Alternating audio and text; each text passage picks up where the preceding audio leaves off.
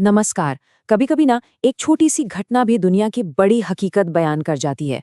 आज हम Munich security conference के एक ऐसे ही पल की बात करने वाले हैं जिसने दुनिया के सामने दो पड़ोसी मुल्कों की बिल्कुल अलग अलग तस्वीर पेश कर दी। सोचिए जरा, कोई एक बड़े इंटरनेशनल मंच पर अपने देश को रिप्रेजेंट कर रहा हो और गेट पर ही उसे रोककर पहचान पूछी जाए। जी हाँ, ऐसा ही कुछ हुआ एक देश के सेना प्रमुख के साथ। चलिए इस पूरी कहानी को परत दर परत समझते हैं। तो ये कहानी जुड़ी है पाकिस्तान के army chief general Asim Munir से, जिनके साथ म्यूनिक में कुछ ऐसा हुआ जिसकी उम्मीद शायद ही किसी ने की होगी। हुआ ये कि कॉन्फ्रेंस में एंट्री करते वक्त सिक्योरिटी ने जनरल मुनीर को रोक लिया और उनसे उनकी आईडी मांग ली। ये छोटा सा पल था, लेकिन कैमरों में कैद हो गया और देखते ही देखते ये एक ग्लोबल चर्चा का मुद्दा बन गया। और हैरानी की बात तो देखिए, जहां ये वीडियो पूरी दुनिया में वायरल हो रहा था, वहीं पाकिस्तानी मीडिया में इस पर एक अजीब सी खामोशी थी। ये बात हमें सोचने पे मजबूर करती है कि कैसे एक ही घटना के दो अलग अलग सच दुनिया के सामने रखे जाते हैं। लेकिन ये कहानी सिर्फ जनरल मुनीर के बारे में नहीं है। ये समझने के लिए कि ये वाकया इतना बड़ा क्यों बन गया, हमें ये देखना होगा कि ठीक उसी कॉन्फ्रेंस में उसी वक्त भारत का स्वागत कैसे हो रहा था। और यहीं पर सबसे बड़ा फर्क साफ नजर आता है। देखिए, पाकिस्तान को रिप्रेजेंट कर रहे थे एक मिलिट्री ऑफिसर, जबकि भारत की तरफ से मौजूद थे देश के टॉप डिप्लोमैट विदेश मंत्री डॉक्टर एस जयशंकर। ये अपने आप में ही दोनों देशों की फॉरेन पॉलिसी और उनकी प्राथमिकताओं के बारे में बहुत कुछ बता देता है। तो तस्वीर एकदम साफ है। एक तरफ एक डेलीगेशन को अपनी पहचान साबित करनी पड़ रही थी और दूसरी तरफ भारत के प्रतिनिधि G4 देशों यानी ब्राजील, जर्मनी, भारत और जापान की एक अहम बैठक की मेजबानी कर रहे थे। ये वो देश हैं जो UN सिक्योरिटी काउंसिल में परमानेंट सीट के लिए एक दूसरे को सपोर्ट करते हैं। ये भारत के बढ़ते हुए ग्लोबल कद का एक सीधा सबूत था। अब ये जो फर्क है ना, ये सिर्फ भारत पाकिस्तान तक ही सीमित नहीं है।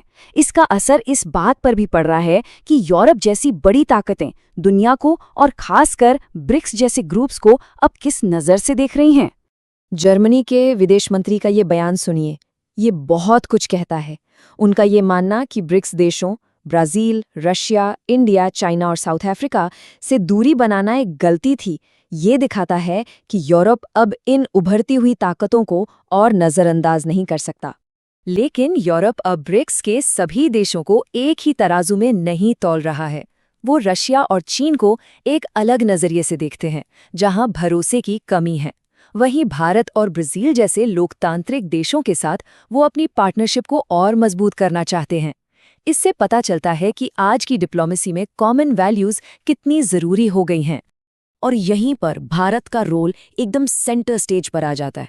यूरोप भारत को एक ऐसे ब्रिज की तरह देख रहा है, एक ऐसे पुल की तरह जो वेस्टर्न वर्ल्ड और ब्रिक्स के बीच बातचीत को फिर से पटरी पर ला सकता है। ये भारत की बैलेंस्ड और इंडिपेंडेंट फॉरेन पॉलिसी की एक बहुत बड़ी कामयाबी है। मगर रुकिए, कहानी में अभी एक और ट्विस्ट बाकी है। जहां एक तरफ म्यूनिक में जनरल मुनीर को नजरअंदाज किया जा रहा था, वहीं दूसरी ओर से एक बिल्कुल ही अनपेक्षित कोने से उनके लिए समर्थन आया। अमेरिका के पूर्व राष्ट्रपति डोनाल्ड ट्रंप ने जनरल मुनीर की तारीफ करते हुए उन्हें अपना पसंदीदा फील्ड मार्शल कह दिया। ये म्यूनिक में जो हुआ उससे बिल्कुल उल्टी तस्वीर है और ये भी दिखाता है कि अमेरिका और पाकिस्तान के रिश्ते कितने कॉम्प्लेक्स और पर्सनल इक्वेशंस पर टिके हो सकते हैं। ट्रंप का ये बयान और भी दिलचस्प हो जाता है जब हम याद करते हैं कि पाकिस्तान ने पहले ये दावा किया था कि ट्रंप एडमिनिस्ट्रेशन के दौरान ही उन्होंने अमेरिका से भारत का वो नक्शा हटवाया था जिसमें कश्मीर का हिस्सा दिखाया गया था। ये दिखाता है कि इन दोनों देशों के बीच पर्दे के पीछे भी बहुत कुछ चलता रहता है। तो इन सारे कड़ियों को अगर हम जोड़ें तो क्या तस्वीर उभरती है? एक सिक्योरिटी चेक, एक G4 मीटिंग और एक एक्स प्रेसिडेंट का बयान, ये सब मिलकर हमें आखिर बताते क्या है? आखिर में म्यूनिक का ये पल सिर्फ एक घटना नहीं है, ये एक सिंबल है। ये दिखाता है कि कैसे भारत और पाकिस्तान दुनिया के मंच पर दो बिल्कुल अलग-अलग रास्तों पर निकल चुके हैं। एक रास्ता ग्लोबल एक्सेप्टेंस और लीडरशिप की तरफ जाता है, जबकि दूसरा रास्ता अनिश्चितता और पहचान के सवालों से घिरा हुआ है।